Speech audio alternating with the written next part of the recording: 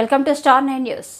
బంగ్లాదేశ్లో హిందువులపై జరుగుతున్న దాడులను నిరసిస్తూ ఈరోజు మలక్పేటలో కంటెస్టెడ్ హైదరాబాద్ ఎంపీ మాధవీలత భారీ ర్యాలీ నిర్వహించారు. ఓల్డ్ మలక్పేట్ నుండి చాదర్ఘాట్ వరకు ర్యాలీ సాగింది.